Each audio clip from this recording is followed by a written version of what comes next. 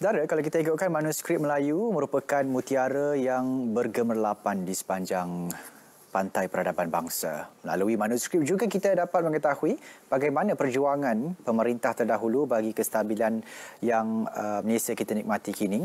Dan pastinya untuk bercakap berkenaan dengan jagat ilmu manuskrip Melayu, kita bersama dengan Profesor Madya Dr. Salmah Jan Nur Muhammad, Pensyarah Fakulti Bahasa Moden dan Komunikasi, Universiti Putra Malaysia UPM, merangkap ahli lembaga Yayasan Karyawan. Assalamualaikum, Doktor. Waalaikumsalam warahmatullahi wabarakatuh. Alhamdulillah, Doktor. Kalau kita ikutkan jagat ilmu manuskrip Melayu. Manuskrip Melayu itu sendiri, Doktor, merupakan khazanah warisan bangsa yang diturunkan daripada satu generasi ke satu generasi. Mungkin Doktor boleh jelaskan maksud manuskrip Melayu itu sendiri.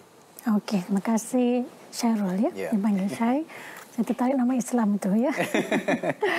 Okey, sebenarnya manuskrip Melayu ni secara definisinya ya, pengertian yang diterima umum lah ya, adalah karya yang bertulisan tangan dan dalam tulisan Jawi. Ya, dan dihasilkan pada abad ke-14 hingga ke abad ke-20. Okey. Dalam bentuknya tu dalam bentuk gulungan dan juga kepingan, dan juga ditulis pada permukaan kertas dan juga buluh, daun lontar, dan juga menggunakan kulit haiwan dan juga kulit pokok. Sebenarnya kita ni bertuah ya. UNESCO sebenarnya telah mengiktiraf manuskrip Melayu kita ni sebagai warisan dunia ya. Kita pun mengangkat martabatnya sebagai warisan negara. Saya sebutkan sebenarnya beberapa karya, iaitu Sulatus Salatin ataupun Sejarah Melayu. Ya kan, pernah baca tak? Pernah. Tak mengapa. So dia menggunakan bahasa Melayu klasik, dan juga Hikayat Hang Tuah. Siapa tak kenal dengan Hang Tuah, sampai sekarang juga masih dipersoalkan. Dan satu lagi surat Sultan Abdul Hamid. Ini 3 naskah yang sepatutnya kita perlu baca. Wajib baca sebenarnya ya. Dan juga sebenarnya satu lagi, manuskrip Melayu ini kalau kita di Malaysia ya, di Malaysia ini kita boleh dapatkan ataupun baca dan juga teliti manuskrip Melayu ini dalam bentuk kertas juga ya. Dan juga ada dalam bentuk mikrofilm di Pusat Kebangsaan Manuskrip Melayu, Perpustakaan Negara Malaysia di KL saja, dan juga Pusat Dokumentasi Melayu di Dewan Bahasa dan Pustaka, di Arkib, di muzium dan juga beberapa perpustakaan negara. Dan juga sebenarnya Yayasan Karyawan sebuah institusi yang sangat aktif ya, menerbitkan kajian filologi ya, dan juga kajian manuskrip Melayu. Jadi siapa yang berminat, yang ada manuskrip, yang boleh menelaah, yang boleh membaca Jawi, boleh berjumpa dengan Yayasan Karyawan dan juga mana-mana universiti ini. Jadi yang ditunjukkan di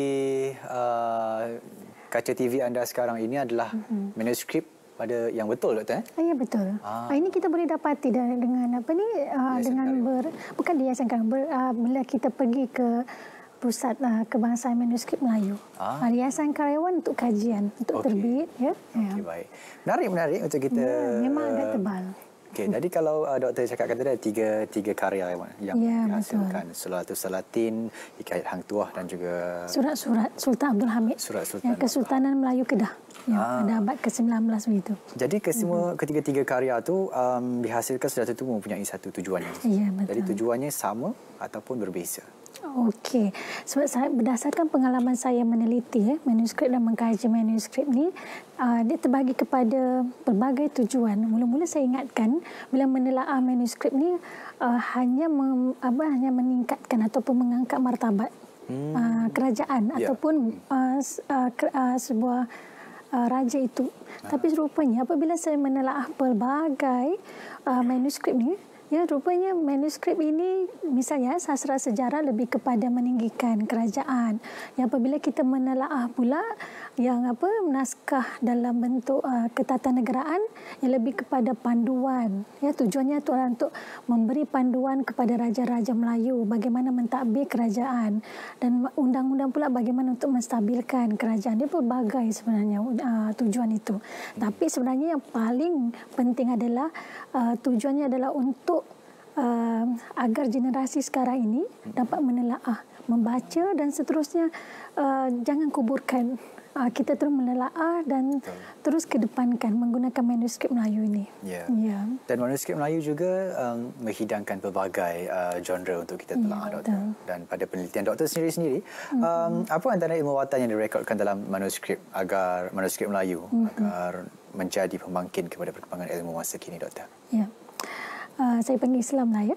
Saya suka manuskrip banyak manuskrip Islam, kitab agama semua ya. Sebenarnya kalau kita ni Malaysia sangat bertuah. Sebenarnya kita banyak sangat manuskrip. Kalau di Perpustakaan Negara saja saya dimaklumkan lebih daripada 5,000 manuskrip. 5,000? Dan kita masih kekurangan pengkaji untuk menelaahnya. Jadi apabila saya dalam masa yang tersingkat dalam berapa tahun saya mula mengenali manuskrip ini pada tahun 2003 ya. 2003 dan saya menelaah sebenarnya ilmu-ilmu ni banyak. Ya, ilmu diplomatik. Sekarang banyak saya menulis tentang ilmu diplomatik ni. Bagaimana kebijaksanaan kerajaan-kerajaan Melayu untuk berhubungan antara bangsa dengan kerajaan lain. Dan juga ilmu perubatan. Kalau sakit, itu orang kata bagaimana nak menggunakan ramuan. Pada saya lihat masih lagi masyarakat menggunakan ilmu perubatan Melayu ini. Okey, baik. Ilmu tadi sebenarnya penting untuk kita ketahui, tapi kita nak berehat seketika, Doktor. Kita akan kembali selepas ini untuk rungkai apa ilmu-ilmu yang dituangkan tadi dalam Lensa IPT.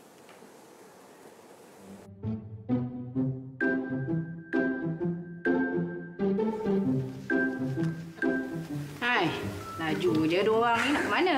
Nak pergi makan lah. Elok sangatlah tu. Hari ni saya ada berniaga nasi lemak. Mainlah, ni murah je. Nasi lemak ikan bilis. Maklumlah zaman inflasi ni kan. Amboi, Hani dah pandai sebut perkataan inflasi. Apa susah nak sebut inflasi? Inflasi. Sebut memanglah senang, tapi tahu tak apa makna inflasi tu? Inflasi tu, semua harga barang tu mahal. Tengok nasi lemak saya, murah je. Inflasi ni sebenarnya berkait dengan permintaan dan penawaran sesuatu barang tu. Contoh nasi lemak ni bekalan kurang, tapi permintaan tinggi. Tu yang sebab harga boleh naik. Maksudnya, kuasa beli kita jadi kurang lah. Contohnya, kalau RM10 bulan sudah, tak samalah dengan nilai sekarang ni. Tak semua jenis barang meningkat waktu inflasi ni. Ada juga harga barang yang turun. Betul tu. Tapi ayam naik harga. Jadi, saya buat nasi lemak ikan bilis. Ikan bilis tak naik harga. Maintain. Belilah nasi lemak ekonomi ni. Kalau macam tu, kita beli nasi lemak Kahani je lah. Jimat minyak kereta. Bijak. Kita ni kena bijak berbelanja sebenarnya. Ada je jualan murah kat mana-mana, ramai-ramai kita serbu. Tak gitu? Ya, betul.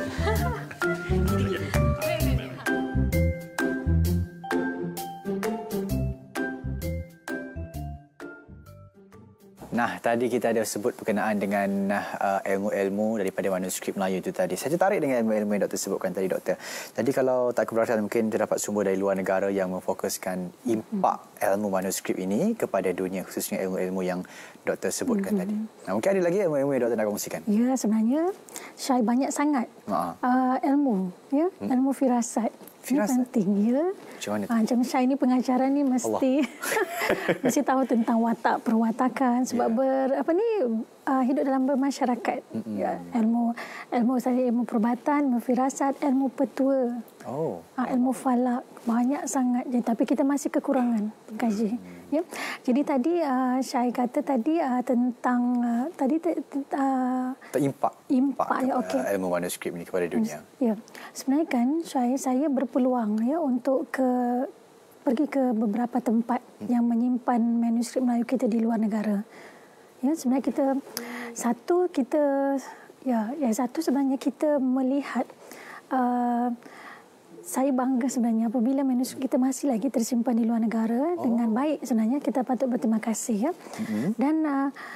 Dan sebenarnya bila saya membaca beberapa akhbar, ya, jumlah naskah kita, ya, manuskrip Melayu kita di luar negara sebab lebih daripada 20,000 yang tersimpan di University Leiden, di Jerman, ya. di Rusia, di British Library. Itu saya katakan sangat cantik dan saya bersyukur alhamdulillah sebab saya dapat menyentuh manuskrip kita yang ada di luar negara. Okey, baik. Dan sebenarnya lagi saya mula-mula saya bertanya kenapa manuskrip kita ada di luar negara. Saya pun tertanya. Ya, sebenarnya mereka menyimpannya sehingga sekarang. Apabila saya bertanya pada yang penyimpan di sana, mereka mengatakan bahawa orang Melayu lah, orang Melayu majoriti pada zaman itu mengatakan bahawa mereka ingin mengetahui tentang pemikiran, adat kita, budaya dan bagaimana kita hidup dalam masyarakat majmuk. Sebab pada masa itu juga dinyatakan tentang kita hidup dengan pelbagai bangsa Melayu, Cina, India dan juga pelbagai bangsa yang lain lagi. Bagaimana kita dapat mengekalkan keharmonian itu. Dan juga kita sebenarnya ilmu-ilmu ini ada kaitannya dengan ilmu yang sekarang ni penanda aras kemajuan intelektual sebuah negara Kalau kita lihat tentang ilmu sains sebenarnya ada bagaimana kita mengaitkan dengan ilmu perubatan, ilmu astronomi itu sebenarnya apa yang kita peroleh pada impak pada masa sekarang ni adalah daripada manuskrip Melayu itu sendiri. Baik. Jadi macam mana untuk catatan tentang perjuangan masyarakat dulu untuk menstabilkan pemerintahan agar tidak mengganggu gugat oleh anasir luar, Doktor? Sebenarnya kalau kita nak menelaah, ini kategorinya sastra sejarah. Sastra sejarah. Kita bertuah dapat pemerintah yang adil dan bijaksana dan tahu mengurusnya seperti apa yang kita dapat pada masa sekarang ini. Dan saya sebenarnya membawa satu figura yang besar, sebenarnya Tun Perak. Tun Perak kita dengar sahaja kan. Bagaimana Tun Perak ni seorang bendahara paduka raja yang paling lama berhikmat pada zaman Kesultanan Melayu Melaka. Perjuangannya saya lihat itu bukan hanya daripada fizikal tapi juga daya fikirnya. Pada masa itu Siam saya bagi contoh, Siam ingin menyerang Melaka.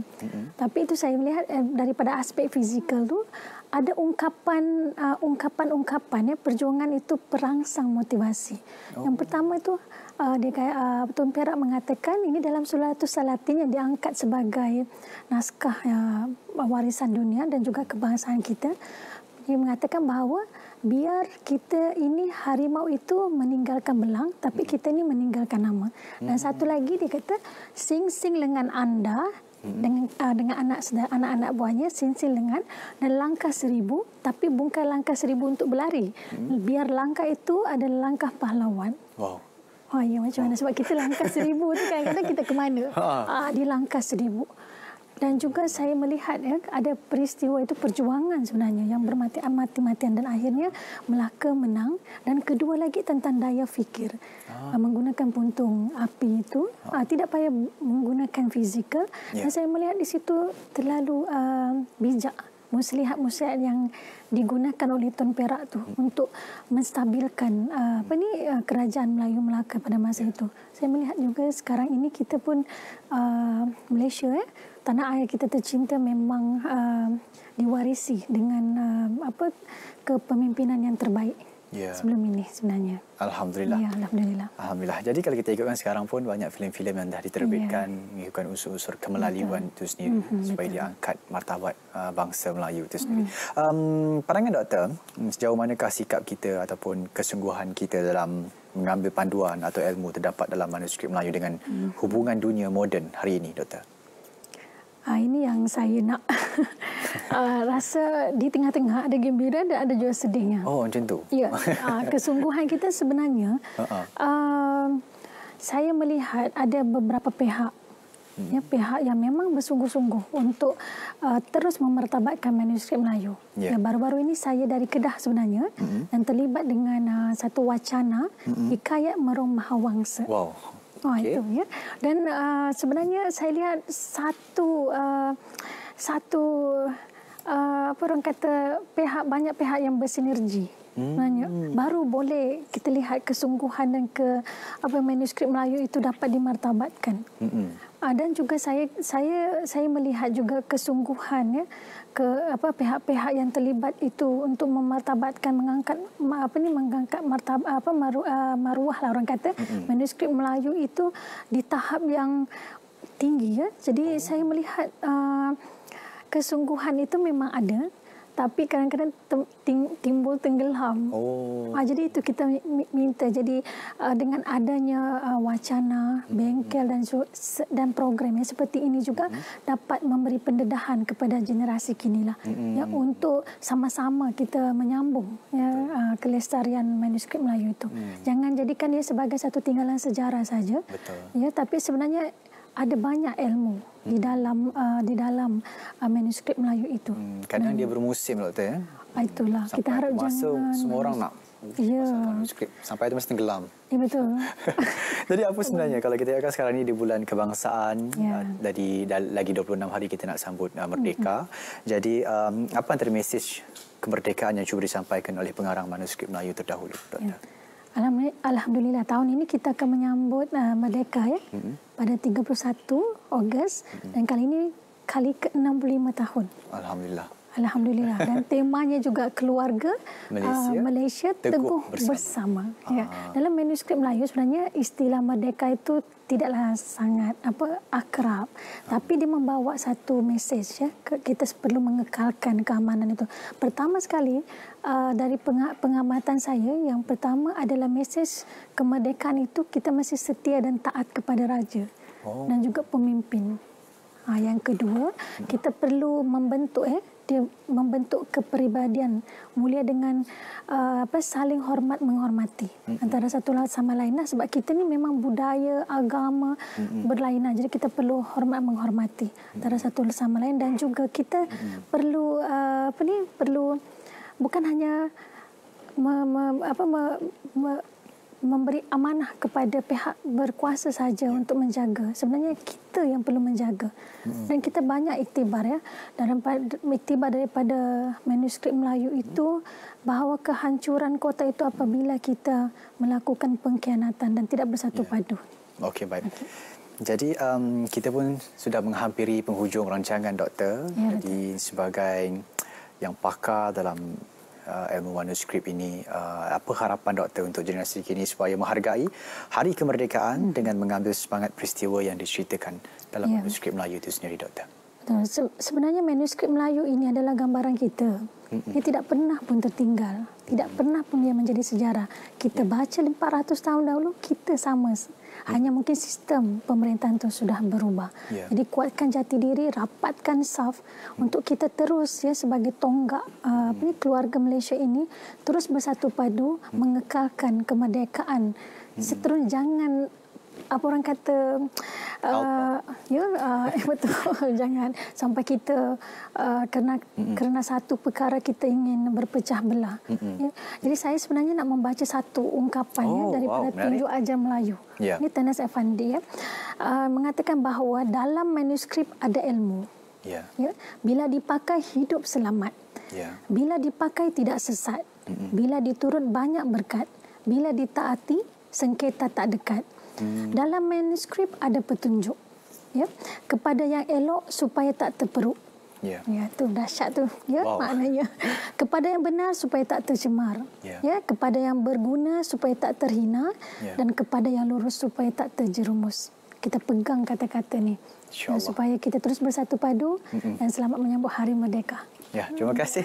Terima kasih kita ucapkan kepada Profesor Madya Dr. Salmah Hajar Nur Mohamad, Pencerakana Fakulti Bahasa Moden dan Komunikasi, UPM, rangkap ahli Lembaga Yayasan Karyawan, bercerita berkenaan dengan jagat ilmu manuskrip Melayu, ilmu dan petunjuk. Menjadikan 1000 langkah ke depan adalah 1000 langkah yang berhala tuju. Betul. Supaya kita sama-sama di bawah berkatnya dan juga kita sama-sama memayungi negara Malaysia dengan keindahan dan juga kita dapat naikkan nama Malaysia ke persaudaraan antarabangsa dengan indahnya. InsyaAllah. Terima kasih Doktor atas perkongsian itu tadi. Kepada penonton SIPT, jangan lupa untuk semarakkan bulan kebangsaan. Jangan lupa untuk kibarkan jalur gemilang dalam bulan kebangsaan ini dan juga manfaatkan inisiatif. Sekali lagi saya ingatkan, manfaatkan inisiatif bakul makanan siswa keluarga Malaysia. Jaga diri, jaga kesihatan. COVID-19 masih ada di luar sana.